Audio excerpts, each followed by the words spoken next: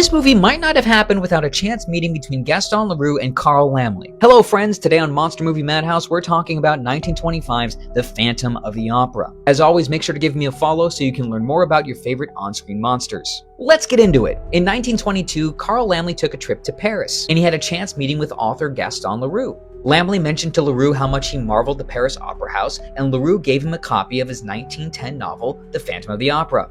As the story goes, Laemmle read it in one night and immediately decided he had to make a movie about it. And he knew exactly the actor he wanted for this movie. Lon Chaney, the man of 1,000 faces. Universal constructed a whole Paris Opera House on the back lot, and even put in cellars and dressing rooms and everything you'd need. But apparently, production was not that smooth. Lon Chaney and the rest of the cast did not get along with director Rupert Julian. So much so that at one point, Chaney and Julian just stopped talking to each other. Although interestingly enough, Julian was Universal's prestige director, but it was very clear to the cast and crew that he really had no idea what he was doing. And so nobody listened to him. Now, it was this movie that sort of made the Phantom the villain, which he's not in the novel. He's more of a misunderstood character. And they tried to do this in the film. They had Christine giving the Phantom a redemptive kiss at the end. But when they tested in front of audiences, they hated it.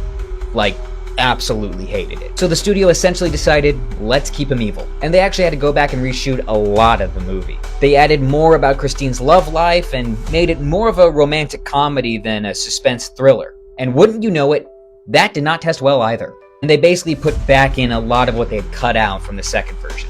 Now, probably the most famous image of the movie is Lon Chaney's look.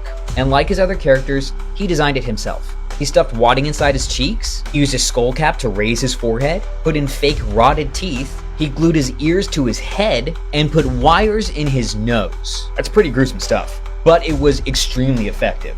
Now, the movie was filmed in Stage 28, and Stage 28 has a pretty interesting story to it. They kept portions of the opera set built, and when it was demolished in 2014, it was the oldest surviving structure specifically built for movies in the world. At the time, critics thought it was good, but not great. And even today, if you watch it compared to some of the German Expressionist films, it isn't as good.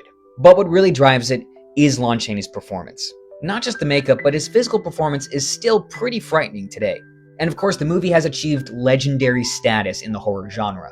Get in the comments and tell me your thoughts on Phantom of the Opera. Where does it rank for you?